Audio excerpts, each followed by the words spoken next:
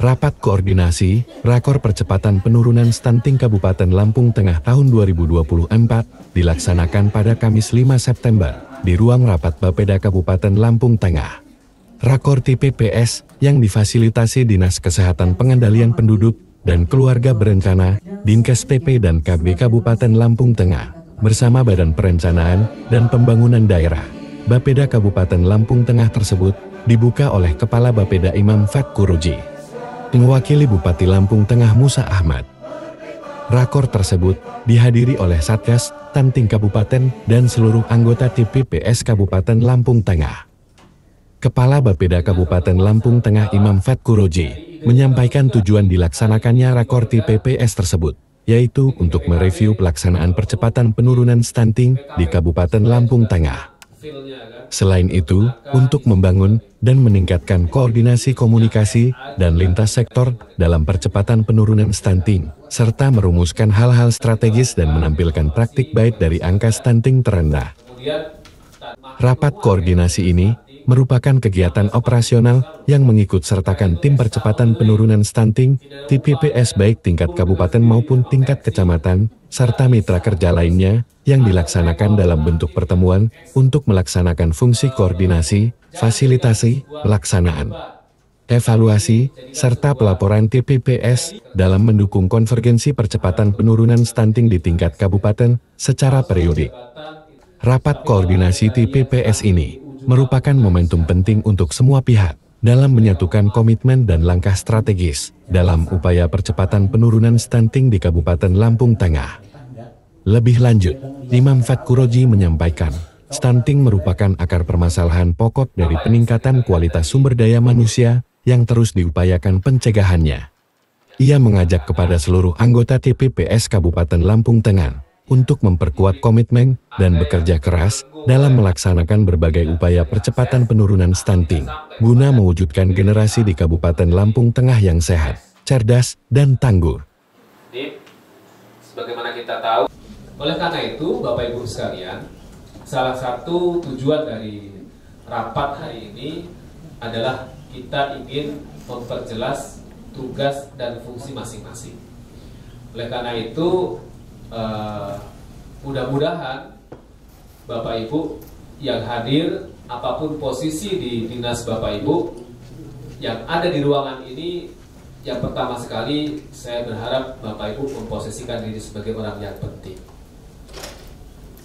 Kalau Bapak Ibu berangkat ke ruangan ini, duduk di sini, beranggapan Pak saya hanya mewakili, nanti akan saya sampaikan kepada Kepala Dinas, itu berarti menganggap diri Anda tidak penting. Ketika Bapak Ibu diutus oleh perangkat OPD, Kepala OPD Bapak Ibu, menghadiri rapat stunting, Bapak Ibu itu penting. Oleh karena itu, pertama kita butuh ide dari Bapak Ibu. Kemudian apa rekomendasi dari rapat ini, itu menjadi rekomendasi yang harus Bapak Ibu sampaikan kepada Kepala Dinas Bapak Ibu masing-masing. Kemudian pastikan tidak hanya disampaikan kepada Kepala Dinasnya, tapi informasi hari ini terdelivery, tersampaikan kepada Kepala Bidang atau Kepala Seksi yang memang bersentuhan langsung dengan stunting. Harus. Jadi sebagai utusan itu harus menyampaikan itu. Jadi ini penting sekali. Jadi saya khawatir nanti rapat bulan depan yang hadir lain lagi. Kemudian ketika kita evaluasi, waduh Pak, saya nggak ikut Pak rapat kemarin. Yang rapat kemarin siapa? Nggak tahu juga. Nah, ini kacau sekali ya. Bapak Ibu sekalian, kita tidak diminta sumbangsi uang untuk mengentaskan stunting. Kita tidak diminta untuk mengadopsi bayi stunting, membawa ke rumah kita, ngurusin sampai dengan tidak stunting, tidak. Tapi kita duduk di ruangan ini, berpikir, mengambil kebijakan, membuat upaya kolaboratif, membuat regulasi.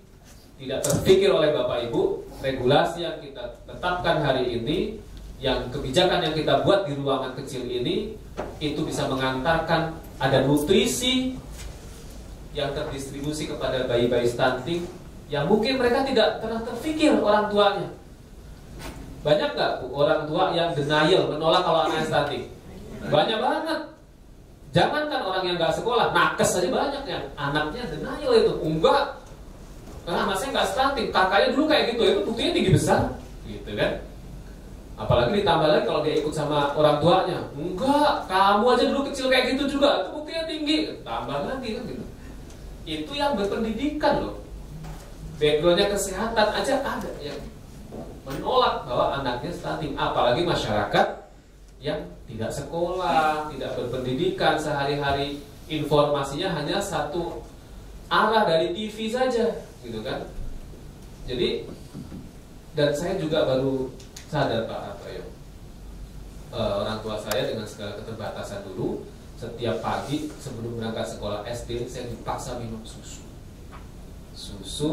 kental manis.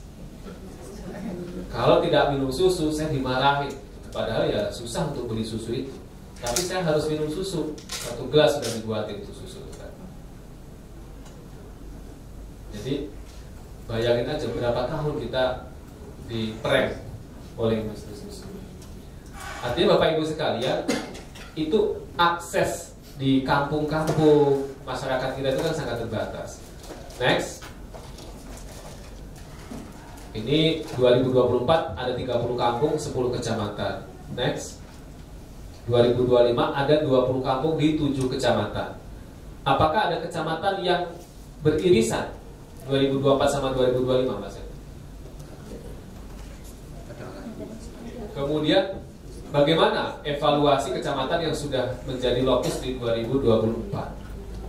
Kemudian apakah ada kecamatan yang beririsan antara stunting dan kemiskinan ekstrim? Ini kita ada grupnya nggak? Grup ini stunting ada. Bapak Ibu yang di ruangan ini ikut di grup itu. Nah, coba dibuat grup, kemudian materi-materi di share. Next, data-data ini di share. Ini sampai yang ini terus next. Lagi, oke. Ini dari 30 kecamatan, 30 kampung ini, 30 kampung, 10 kecamatan. 35%-nya, 35,2 ada faktor karena merokok. Ini masuk akal, karena jangankan merokok, karena orang tua yang tidak merokok saja banyak anaknya yang kena flek paru, banyak. Termasuk anak saya dulu. Saya tidak merokok tapi anak saya kena flek paru. Apalagi yang merokok. Tapi kan pas ketemu bayi, anak gak merokok Pak. Iya, tapi kan asapnya udah nempel di baju. Dia gendong, dia nyiumin, udahlah transfernya cepet banget. Ini kan berarti ada perlu edukasi di situ. Edukasi itu kalau yang ngomong kita gak akan mempan Pak Hartoyo, karena mereka malamnya, malam Jumatnya yasinan. Yasinan itu full rokok, asapnya berputar-putar di situ. Pulang gendong bayi, minum, dicium-cium, udah masuk dia kan. Di sini nggak ada Pak, di luar ya. Berarti melibatkan siapa? Kan ini kita perlu melibatkan NU, Muslimat dan sebagainya. Ini yang saya maksud dengan upaya kolaboratif itu nggak bisa diselesaikan dengan PPKB, dengan dinas kesehatan yang jumlah orangnya terbatas. Kita mau seperti apa? Tidak akan mungkin. 29% kurang ekonomi. Nah, tentu PPKB nggak akan bisa situ. Ini perlu sentuhan yang lain kaitan dengan ekonomi. Nah, ini seperti apa petanya ini nanti? Ini Bu Sinar ini kan perlu membedah 29,5% ini atau diapain mereka? Nah, Bapak Ibu sekalian, dari sini kan kita bisa baca. Tidak ada akses jamban 0%, belum tentu. Bisa jadi datanya yang tidak valid. Kita perlu tuh. Stop stunting.